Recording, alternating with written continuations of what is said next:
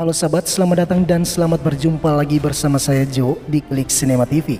Apa kabar? Semoga kita semua diberi berkat berlimpah. Sebelum kita ke alur cerita filmnya, kita sapa-sapa dulu para penonton yang setia menemani Mimin hingga saat ini. Terima kasih kepada Tita Aksan 9557, Mahmud Hidayat, Asa Aina, Puji Lestari 1370, Ibu Wati dari Jakarta, Anang Plus, John Sigo, dan Gunawati. Minta maaf kepada teman-teman yang belum disapa, silakan tinggalkan nama dan asal di kolom komentar. Oke, tanpa basa-basi kita masuk ke alur cerita film yang berjudul Opiri.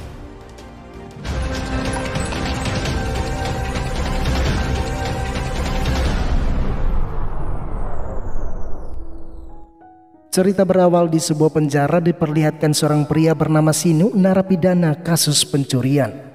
Di hari itu Sinu keluar penjara dengan status bebas bersyarat. Namun sayangnya tak ada seorang pun yang datang menjemput Sinu. Hanya Linggam pamannya sekaligus pengacara pribadi. Pengadilan mewajibkan Sinu melapor diri selama 4 bulan serta membawa surat berkelakuan baik. Dan apabila gagal, jeruji besi kembali menanti. Sampai di rumah bukan pelukan hangat kasih sayang yang didapatkan, melainkan sikap acuh dan kemarahan. Suwati adik perempuannya sangat apatis, begitu juga dengan Kana adik laki-lakinya. Dan yang tidak Sinu bayangkan adalah ibunya sendiri, di mana kepulangan Sinu sangat tidak diharapkan oleh ibu, karena keberadaannya di rumah dikhawatirkan akan menimbulkan masalah baru dan memberi dampak buruk kepada adik-adiknya, sehingga Sinu diminta pergi saja. Ma.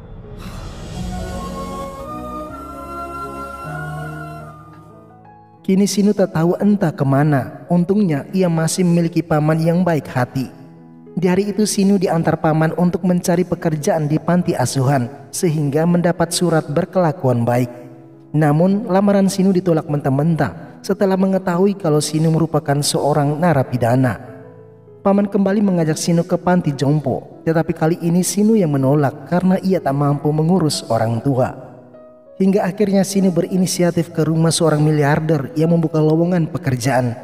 Sejenak Sinu sangat terpesona dengan kemegahan rumah tersebut. Terlebih deretan mobil mewah terparkir di halaman rumah. Ketika masuk, Sinu mengira rumah itu tak berpenghuni. Namun ia sangat terkejut melihat begitu banyak pelamar yang sedang mengantri. Tanpa beban Sinu berjalan masuk menduduki salah satu kursi kosong. Dan tak lama berselang semua orang berdiri menyambut kedatangan seorang pria yang menggunakan kursi roda.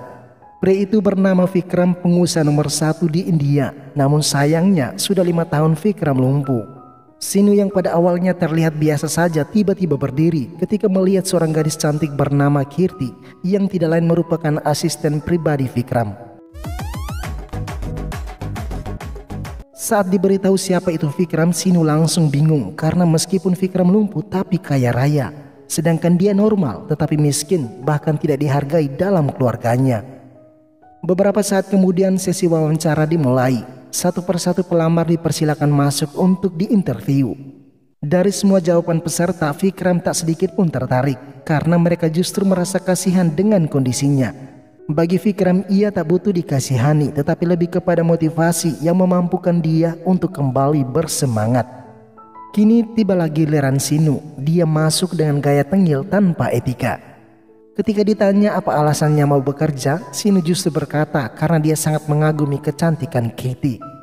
Jawaban yang di luar dugaan membuat Vikram langsung meliriknya. Sementara Kirti yang merasa jengkel meminta Sinu menjawab dengan serius.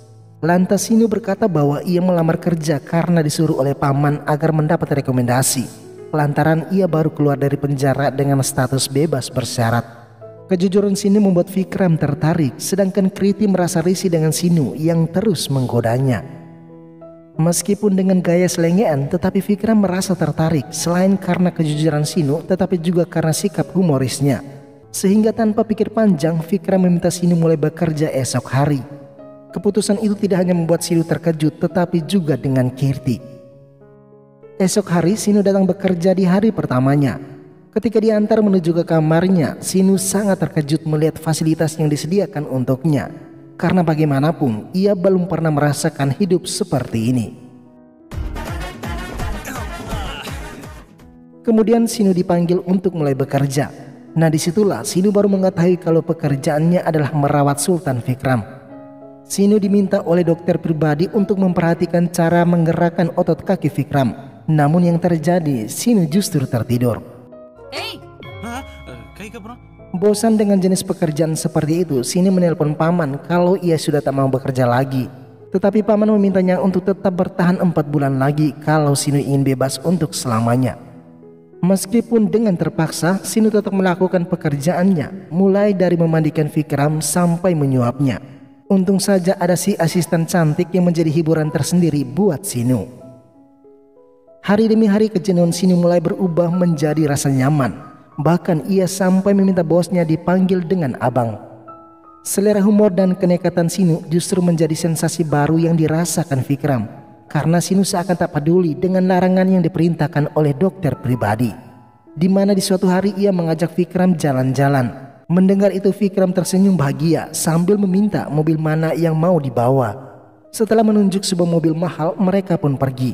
Sementara Kriti berdiri kebingungan melihat tingkah Sinu. Sinu dan Vikram menuju ke pameran lukisan. Di sana Vikram terus memandang sebuah lukisan penuh kagum. Yang bagi Sinu lukisan itu biasa saja, hanya coretan-coretan tidak bermakna.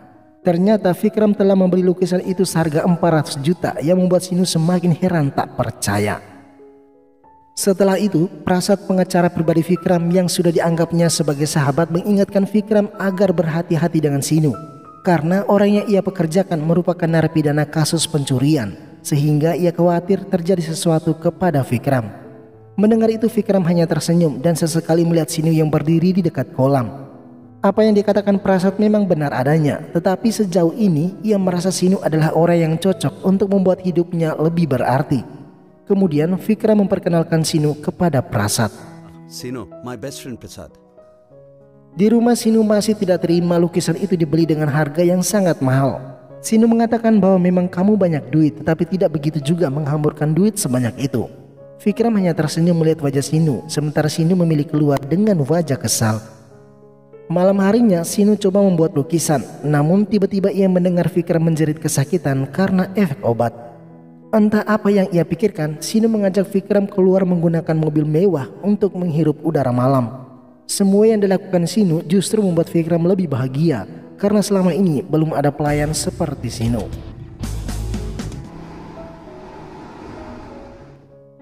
Hari-hari terus berlalu, kehadiran Sinu membawa makna baru dalam hidup Vikram. Kedekatan mereka menandakan tak ada sekat antara bos dan pelayan, karena Vikram selalu bahagia dengan tingkah lucu dan kepolosan Sinu. Tak lupa pula Sinu menyelesaikan lukisannya, tetapi lukisannya itu jauh dari kata estetik. Vikram pura-pura saja memuji agar sahabatnya itu tidak kecewa.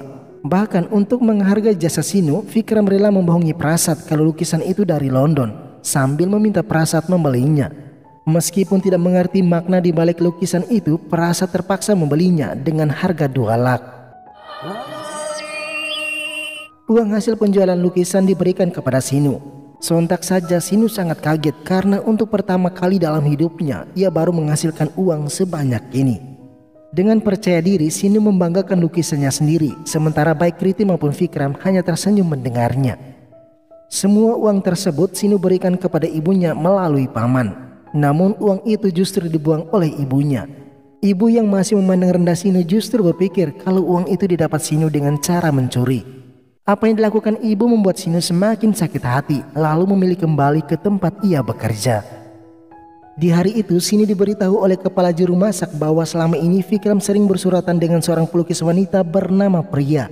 Namun 6 bulan terakhir Vikram selalu menghindar sejak Priya mengajaknya bertemu.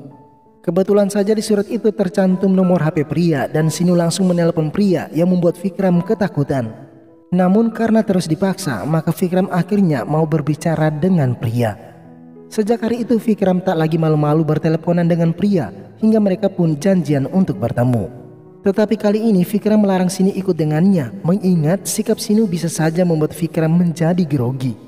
Namun entah mengapa Vikram yang tahu dirinya tidak sempurna memilih pulang sebelum bertemu dengan Priya.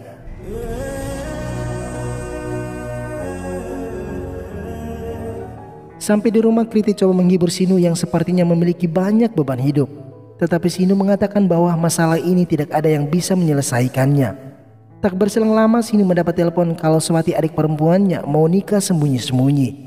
Sontak saja Sinu sangat marah dan pergi menemui adiknya itu. Sementara Kirti baru mengetahui bahwa di balik kepolosan dan sikapnya yang selengean, ternyata Sinu memiliki banyak masalah. Setelah teman Sinu menunjukkan sosok pria yang akan menjadi calon suami adiknya, Sinu bergegas ke sana dan ingin menghajar pria itu. Akan tetapi Swati langsung menghadang bahkan mengusir Sinu pergi. Dalam kemarahan Sinu meminta pernikahan adiknya segera dibatalkan karena jika ibu tahu ibu akan sedih. Namun Swati berkata bahwa apa hakmu melarangku untuk menikah? Kamu sebagai abang saja tidak berguna. Apakah abang berani berbicara tentang pernikahan saya ke orang tuanya? Tantang Swati. Sejenak Sinu tertunduk karena bagaimanapun ia merasa malu telah direndahkan oleh adiknya sendiri. Untuk membuktikan tantangan itu, Sinu bersama paman pergi menemui ayah dari calon suami adiknya bernama Kalisadu. Ternyata kondisi keluarga Sinu sudah diketahui pria itu. Lantas ia pun memandang rendah Sinu. Kalisadu mengatakan bahwa tidak mungkin aku merestui anakku menikah dengan keluarga kalian.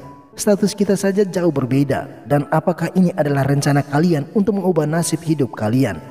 Meskipun keberadaan Sinu dalam keluarga tidak dianggap, tetapi ia tidak tega melihat keluarganya direndahkan. Karena itu ia sangat marah dan ingin sekali menghajar pria itu. Tetapi untung saja paman meminta Sinu menahan emosinya. Penghinaan yang diterima membuat Sinu menjadi pendiam. Fikram yang melihat Sinu yang tidak seperti biasanya lalu bertanya. Lantas Sinu menjelaskan bagaimana ia direndahkan karena lahir sebagai orang miskin. Dan ia khawatir jika ibu tahu adiknya ingin menikah diam-diam. Seakan tak tega melihat sahabatnya itu larut dalam kesedihan, Fikram meminta Prasad bantu menyelesaikan masalah Sinu. Ternyata Kalisadu adalah karyawan yang bekerja di perusahaan milik Fikram dan ia sangat terkejut melihat Prasad datang menemuinya. Prasad berbicara soal Sinu yang dipermalukan karena ingin menikahkan adiknya dengan anak Kalisadu. Prasad mengingatkan Kalisadu bahwa apa yang kamu peroleh saat ini berkat Fikram, sehingga Fikram bisa saja memecatmu dari perusahaannya. Mendengar itu Kalisadu berkeringat dingin dan ia berjanji akan mengajak istri anaknya untuk berbicara langsung dengan keluarga Sinu. Tak butuh waktu lama Kalisadu beserta keluarga pergi ke rumah Sinu. Tentu saja ibu merasa heran karena baru kali ini ada orang kaya datang ke rumah mereka.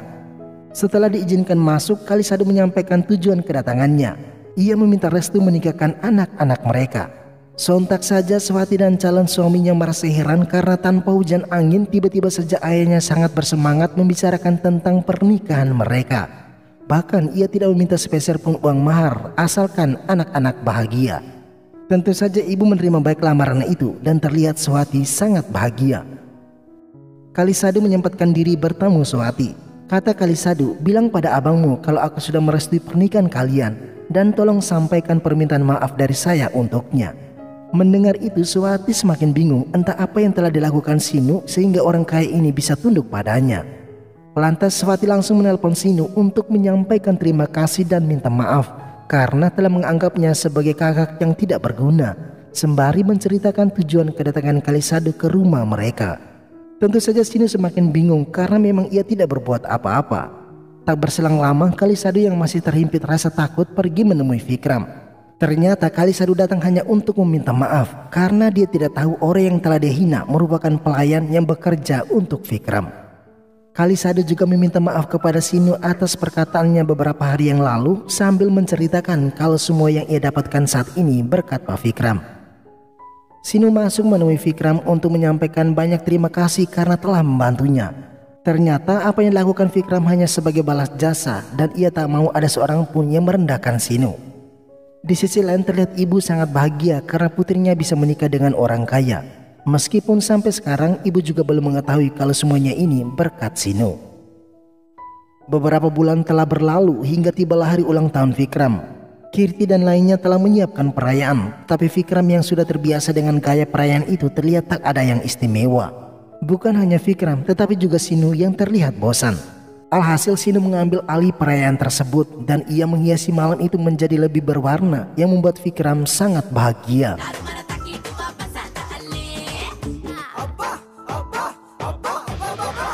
Karena kecapean Sinu tertidur pulas sementara penyakit Fikram kambuh lagi. Namun Sinu tidak mendengar apa-apa jeritan kesakitan yang dialami Fikram. Hingga pagi tiba Sinu baru kaget melihat kondisi Fikram yang sangat lemah. Karena panik, mereka membawa Vikram ke rumah sakit. Sinu justru mempersalahkan dirinya sendiri karena teledor menjaga Vikram dan berharap tidak terjadi sesuatu yang lebih buruk pada bosnya itu. Selanjutnya Sinu mengantar Prasad pulang. Di rumah Sinu bertanya apa yang menyebabkan Vikram mengalami penderitaan seperti ini. Prasad menceritakan bahwa dahulunya Vikram adalah pria yang sangat normal, yang memiliki pacar cantik bernama Nandini dan mereka sama-sama saling mencintai. Tetapi 5 tahun yang lalu sebuah tragedi menimpa Vikram, di mana ia terjatuh saat bermain para layang di Paris dan menjadi lumpuh. Sadar bahwa kondisinya tidak lagi normal, maka Vikram meminta Prasad menyampaikan kepada Nandini bahwa pernikahan mereka dibatalkan, tanpa menceritakan apa yang dialami Vikram. Semua itu Vikram lakukan demi kebahagiaan Nandini. Meskipun ini merupakan keputusannya sendiri, Vikram masih saja tertekan, karena semakin ia berusaha melupakan masa lalunya, maka semakin kuat juga masa lalu itu terbayang di pikirannya. Ketika hendak pulang, Sinu sangat terkejut melihat lukisannya terpajang di dinding rumah Prasad. Awalnya Prasad sangat memuji lukisan yang ia beli itu. Tetapi ketika tahu kalau lukisan tersebut merupakan karya Sinu, Vikram justru merasa jijik, sekaligus kecewa karena telah dibohongi oleh sahabatnya sendiri. Sinu kemudian kembali ke rumah sakit menemui Vikram yang terlihat sudah baikan. Sinu yang tahu permasalahan Vikram langsung merobek resep obat yang diberikan dokter, lalu mengajak Vikram berlibur ke Paris. Meskipun itulah yang berusaha dilupakan Vikram, tetapi untuk saat ini ia seakan percaya dengan Sinu. Lantas Vikram meminta Kirti menyiapkan segala sesuatu yang dibutuhkan. Singkat cerita, mereka pun berangkat ke Paris menggunakan pesawat pribadi. Ekspresi Sinu yang baru pertama kali naik pesawat membuat Vikram tertawa, dan inilah mengapa ia tidak menolak ajakan Sinu, meskipun tempat yang mereka kunjungi adalah masa kelam dalam hidupnya. Di Paris, Vikram cukup terhibur dengan kelakuan Sinu yang dengan gaya kampungnya mengagumi keindahan kota Paris, terlebih menara Eiffel yang tak pernah bosan dipandang mata. Akan tetapi semua itu tidak berlangsung lama karena tiba-tiba saja bayangan pahit masa lalu menghantui Vikram. Karena itu Vikram meminta agar mereka boleh pulang ke India esok harinya. Dalam perjalanan menuju ke hotel, mereka hampir saja ditabrak sebuah mobil karena balapan liar. Bukannya menyuruh Sinu untuk lebih berhati-hati, Vikram justru memintanya mengejar mereka. Dengan senang hati Sinu menuruti kemauan Vikram dan terjadilah aksi balap-balapan.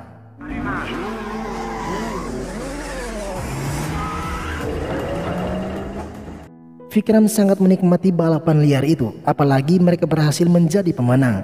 Ternyata dahulunya Vikram juga seorang pembalap, dan kerinduan akan kejayaan masa-masa itu telah dituntaskan oleh Sinu. Alhasil keinginan Vikram pulang ke India akhirnya dibatalkan. Esok hari Vikram meminta sendiri agar Sinu membawanya ke wisata para layang, tempat di mana membuatnya lumpuh. Kali ini Vikram tidak takut, bahkan ia justru memaksa Sinu menikmati sensasi para layang meskipun Sinu merengek ketakutan.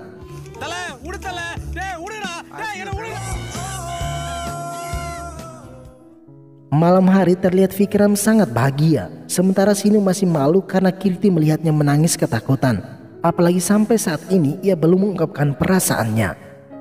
Vikram hanya bisa tersenyum menyaksikan sikap konyol Sinu dari kejauhan. Sambil tertawa Vikram mengolok Sinu yang ternyata tidak berdaya di hadapan seorang gadis. Lantas Vikram pun mau menantangnya, di mana jika dalam waktu 2 hari ia mampu mendapatkan seorang wanita, maka Sinu harus mengutarakan perasaannya kepada Kirti. Meskipun berat, Sinu terpaksa menerima tantangan tersebut. Tak butuh waktu lama Vikram berhasil meluluhkan hati seorang bule cantik. Ternyata uang dan rayuan membuat wanita itu tunduk di hadapan Vikram.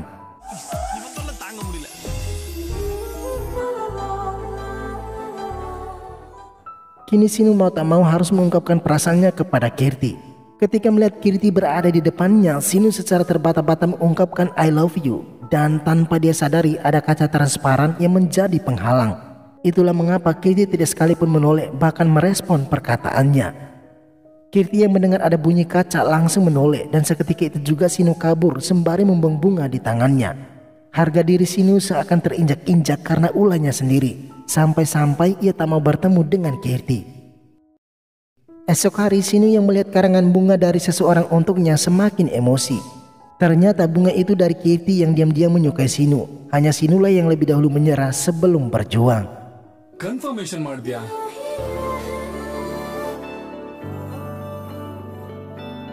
Kini Kirti dan Sinu tak malu-malu lagi menunjukkan kemesraan mereka di hadapan Vikram.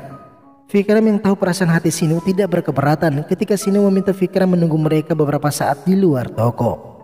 Nah, tak lama berselang di hadapan Vikram terlihat seseorang yang tak asing baginya. Ternyata wanita itu merupakan Nandini, mantan kekasih Vikram 5 tahun yang lalu. Dan pertemuan mereka kali ini merupakan rencana yang disusun rapi oleh Sinu.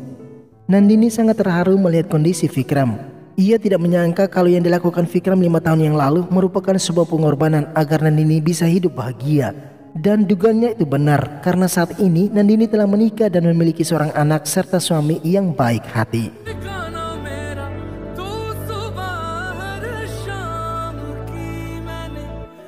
Perasaan bersalah atas pemutusan hubungan secara sepihak 5 tahun yang lalu telah terbayarkan oleh kebaikan Sinu. Dan kini Vikram mulai hidup baru tanpa noda kelam menghantui dirinya lagi. Karena merasa misinya telah berhasil, Sinu mengajak Vikram pulang ke India. Namun sampai di rumah, Sinu sangat terkejut melihat Kana adiknya di rumah Vikram dalam kondisi berantakan. Ternyata Kana berusaha kabur dari polisi karena kasus pencurian. Kana beralasan ia terpaksa mencuri demi kebutuhan di rumah dan juga ibu. Seketika itu juga wajah Sinu menjadi sedih. Meskipun awalnya Sinu tidak mau bercerita, namun karena terus dipaksa oleh Vikram, maka dengan berat hati Sinu pun mengatakan yang sejujurnya. Ternyata orang yang selama ini dipanggil Sinu ibu bukan ibu kandung Sinu, melainkan bibinya. Orang tua Sinu meninggal saat Sinu masih kecil, dan sebenarnya Sinu dibawa ke panti asuhan, tetapi bibi bersedia merawat dan membesarkan Sinu. Akan tetapi karena masalah keuangan, Sinu terpaksa berhenti sekolah dan memilih bekerja untuk membantu perekonomian keluarga. Namun ia tidak tahu harus bekerja apa dan terpaksa mencuri, sehingga ia pun dijebloskan ke dalam penjara. Mendengar itu Vikram turut merasa kasihan dengan masa lalu yang Sinu alami. Vikram mengatakan bahwa jika uang adalah sumber kebahagiaan, tentu saja saya adalah orang yang paling bahagia di dunia ini. Vikram yakin bahwa kebahagiaan Sinu adalah ketika ia diterima oleh ibu dalam keluarganya. Dalam hati Vikram berjanji akan membantu Sinu, sembari mengizinkan Sinu kembali ke rumah menjaga ibunya. Di hari itu Sinu melakukan pekerjaan untuk yang terakhir kalinya merawat Vikram. Dan tibalah waktunya Sinu pamit pergi dari kehidupan Vikram untuk kembali ke rumahnya. Tak lupa pula ia pamit kepada Kirti dan menyerahkan sepenuhnya tanggung jawab untuk menjaga Vikram kepada bibi kepala juru masak. Di hari itu juga Sinu menuju ke kantor polisi untuk menyelesaikan masalah adiknya. Tetapi Sinu seakan tidak percaya ketika mengetahui kalau Vikram telah menuntaskan masalah adiknya lewat Prasad.